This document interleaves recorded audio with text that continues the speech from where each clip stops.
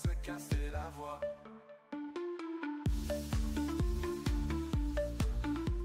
Ça recommence, comme je vous avais prévenu. Salut à tous les frérots, j'espère que vous allez bien, bienvenue sur la chaîne.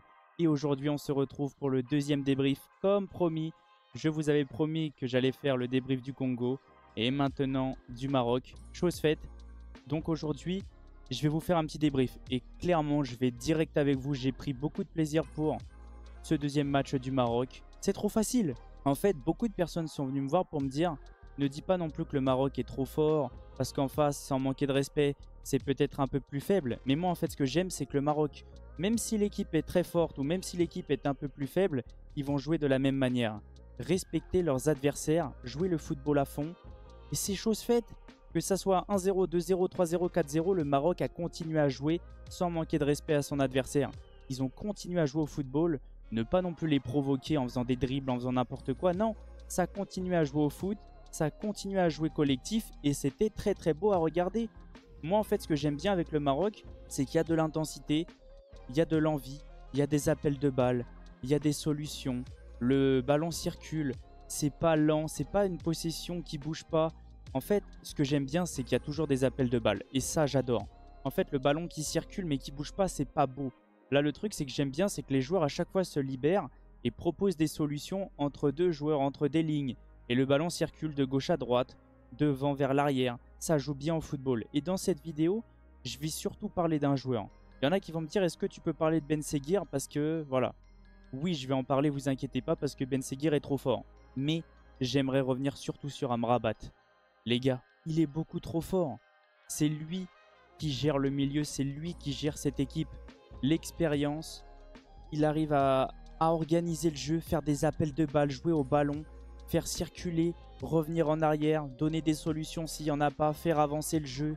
Moi j'aime trop, j'aime beaucoup trop ce joueur. L'expérience qu'il rajoute dans cette équipe plus jeune. Mais en fait c'est bien parce que tu mélanges de tout. De l'expérience, du talent, du football pur, de l'envie. Il y a tout. Il y a tout dans cet effectif. L'effectif est étoffé.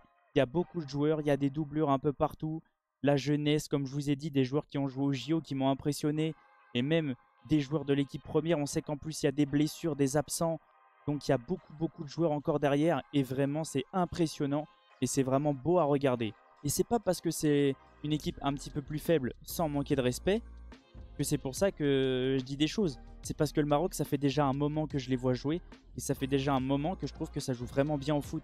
Déjà depuis les JO et depuis les jeunes qui ont affronté l'Espagne et qui ont joué depuis le début avec un football très cohérent. Et moi, ce que j'aime bien, c'est que là, ce qu'ils proposent, c'est ce qu'on apprend dans les écoles de foot. La facilité, l'envie et le plaisir. Le football, c'est du plaisir. Si tu prends du plaisir, t'as tout gagné. Donc voilà, aujourd'hui, ça va être un petit peu différent. On va faire un petit peu autre chose. Je vous ai aligné exprès le match aller, le match retour pour qu'on puisse voir s'il y a eu des différences ou pas. Et moi, je vais vous dire un truc avant. Il n'y en a pas eu beaucoup. Vous allez voir ça en vidéo. Je vais vous montrer les compos et les stats et je pense que ça va être plutôt intéressant. En tout cas, j'espère que la vidéo va vous plaire. Bon visionnage. Avant que la vidéo commence, n'oubliez pas l'abonnement, le petit like, le petit commentaire pour le référencement et n'hésitez pas à partager les potes. Partons maintenant alors sur le débrief. Je sais que c'est un petit peu ce que vous attendez le plus de la vidéo, donc c'est parti. J'ai fait exprès, je vous ai mis directement sur la composition pour qu'on puisse voir la différence avec l'équipe du match aller. Donc, comme on peut voir au match aller, il a évolué avec cette défense et bien sûr Bounou au but. Le problème c'est que comme je vous avais annoncé, Bounou est sorti sur blessure si je dis pas de bêtises, donc obligé de le remplacer par Mounir. Mais la défense, c'est exactement la même. Au niveau du milieu, vous allez juste voir un truc, c'est que le coach a décidé de faire un changement tactique et de jouer différemment. Et moi je trouve ça très bien, pourquoi ? Si il demande à ses joueurs de jouer différemment, d'utiliser d'autres tactiques et que ça marche, c'est parfait parce que pourquoi? Ça veut dire que quand il va devoir rencontrer une autre équipe, là en plus, il a rencontré la même équipe sur quelques jours. Donc, le coach adverse et les joueurs adverses avaient repéré un petit peu comment le Maroc jouait. Et bah là, le coach a été très intelligent, il a joué différemment avec, au lieu de mettre Ben Seguir en 10, il l'a rajouté dans un milieu à plat, un 4-3-3 à plat. Et ça a quand même fonctionné. Au niveau de l'attaque, le seul changement qu'il y a eu, c'est El Khabi qui a été changé par En Nesyri. Et j'ai pris un petit peu plus de plaisir avec En-Nesyri. Après, peut-être que El Kaabi a besoin de temps pour apprendre. Peut-être pour savoir comment ses coéquipiers jouent. Mais on sent que En-Nesyri est un peu plus habitué et correspond plus à la compo du Maroc. Mais je m'inquiète pas. Faut lui laisser le temps comme tous les joueurs bien sûr. Maintenant, on va se concentrer un petit peu sur les statistiques. Donc, là, comme on peut voir, c'est les statistiques du match retour. Et ça, c'est les statistiques du match aller. Comme on peut voir, le Maroc a gardé le ballon. Donc, on est à peu près pareil. En nombre de tirs, là, on est à 17 et là, on est à 15. Très ressemblant. 8 tirs cadrés à 7 et 3 tirs cadrés, 3 grandes chances, pardon, à 4, si je dis pas de bêtises, voilà. Et une grande chance ratée sur les deux matchs. Au nombre de passes, on est à peu près pareil. Donc, j'ai trouvé un match très cohérent. Et là, on va revenir maintenant pour parler un petit peu de la compo du Maroc. Chose à dire déjà principalement, c'est qu'on va parler du gardien. Comme je vous ai dit, Bounou est sorti sur blessure, si je dis pas de bêtises. Hein. Donc, remplacé par Mounir. Et bah, j'étais même pas inquiet, j'avais même l'impression que c'était pareil.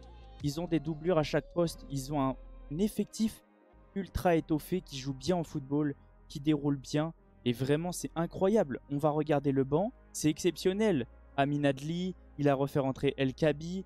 Ça, c'est des très très bons joueurs aussi, des futurs, de la jeunesse. Il a même pas refait rentrer Aznou, Akomash, El Khanous. On sait qu'il y en a encore plein. Mazraoui, je crois, est blessé. Brahim Diaz est blessé. Il y a du monde. Il y a de quoi faire. Et je suis pas inquiet pour cette sélection-là parce que pour le futur, ça peut faire peur sur la scène africaine. Mais ça peut aussi faire très peur dans le monde parce que la prochaine Coupe du Monde, j'ai hâte de voir qu'est-ce que le Maroc va clairement donner. Maintenant, on va parler de la défense. Comme on peut voir, bah maintenant, le Maroc est en train de reconstruire une nouvelle défense, bien sûr. Hein. Il y a eu des départs, donc on est obligé de refaire un petit peu une reconstruction. Bah, je dirais que ça se passe plutôt bien, c'est solide, ça joue au football, c'est cohérent, ça tient, c'est rassurant. Donc moi, je trouve que c'est plutôt pas mal, la même défense que le match aller. Donc, c'est très bien. Au niveau du milieu, comme je vous ai dit, alors, c'est trop fort les deux, mais j'ai envie de vous parler de Amrabat. J'aime trop en fait ce qu'il fait. Il donne des solutions, il fait tourner le ballon. C'est facile, c'est du football facile, non prise de tête. À chaque fois je le voyais, il y avait des joueurs qui étaient en difficulté pour relancer le ballon. Et bah lui, il faisait des appels, il donnait des solutions entre des deux joueurs pour casser des lignes. Et bah à chaque fois ça marchait. Et en fait, d'avoir un joueur avec de l'expérience qui est là au centre pour aider toute la jeunesse autour, et bah vraiment, c'est incroyable. Au niveau de la défense, hein, bah, les deux trop très très forts, très intéressants. Mais Aguerd et Hakimi, c'est vraiment très très fort. Et moi, Hakimi, je peux vous le dire. Hein, je suis supporter du PSG. Je peux vous dire, s'il prolonge, je suis heureux. Je veux absolument pas qu'il parte. C'est l'un des meilleurs latérales droits du monde. Et je rigole pas du tout. Au niveau du milieu, eh bah, c'est comme Fabien Ruiz avec le PSG. Il y a un Ounahi avec le Maroc. Et il y a un Ounahi qui était à l'OM. C'est pas le même joueur. Technique, organise bien le jeu, facile avec le ballon. Il n'hésite pas à provoquer, il n'hésite pas à essayer de casser des lignes. Il organise, moi j'aime bien. Il fait circuler le ballon, c'est beau à regarder. Et Ben Seguir, qu'est-ce que vous voulez que je vous dise? Le Maroc est trop bien. Akliouche, Ben Seguir. Alors soit il les garde pour les prochaines années pour se mettre bien et pour continuer sur la scène européenne, soit ils les vendent à un gros prix. Et là, le Maroc, de toute façon, est bien dans les deux cas. Ils ont deux pépites, deux très très bons joueurs. Et vraiment pour le futur, ça va être très très beau. Et parlons de l'attaque. Hein. Raimi, de toute façon, je l'avais quand même repéré déjà au JO. Moi, j'aime beaucoup en numéro 9. Abdé, bah, c'est fort. Hein, et ça ressemble un petit peu à son match aller. Hein. Il marque, même quand il est face au gardien. S'il doit faire jouer ses coéquipiers, il le fait. Il n'hésite pas. Et vraiment, je le sens beaucoup plus libéré depuis qu'il est au Betis de Séville. Ici, je dis pas de bêtises. Je crois qu'il est au Betis. Hein. C'est ça. Il est au Barça, je pense qu'il avait trop de pression. Et le fait d'avoir rejoint le Betis, eh ben, je pense que ça va relancer sa carrière. Et ça va le libérer parce qu'il y a beaucoup moins de pression au Betis qu'au Barça. Mais surtout que le Barça allait mal quand il était là, donc c'était compliqué. Et En-Nesyri, bah, comme je vous ai dit, on sent qu'il est très à l'aise avec cette équipe. Hein, que ça fait un moment qu'il joue avec. Et on sent qu'il est un petit peu plus à l'aise que El Kaabi, mais ça m'inquiète pas non plus. El Kaabi a du temps. Il va lui falloir lui laisser le temps pour apprendre un petit peu à voir comment ses coéquipiers jouent. Parce que En-Nesyri, on sait, il prend de l'âge, hein, comme tout joueur. Et on se rapproche pas loin, j'espère pas. Hein, s'il peut continuer le plus longtemps possible, c'est bien. Hein. Mais il va falloir quand même préparer l'avenir. Et pourquoi pas même aller rechercher encore un plus jeune. Je pense qu'ils ont de quoi faire. Hein. Le Maroc, je m'inquiète même pas. En tout cas, vous, n'hésitez pas à me dire qu'est-ce que vous avez ressenti du match. Qu'est-ce que vous avez ressenti de cette trêve internationale concernant la Coupe d'Afrique des Nations. Et puis voilà, hein, on sera pas, en fait, c'est même pas on se rapproche, c'est que c'est la fin de cette trêve. On se retrouve bien sûr, je ne vous lâche pas. Prochaine trêve, on recommence avec la Coupe d'Afrique des Nations. Des débriefs pour Maroc, Congo, si même je peux faire d'autres équipes, je le ferai. Des avant-matchs, des pronostics, je sais que ça vous plaît. Donc, je vais continuer bien sûr. En tout cas, je vais vous laisser sur ça.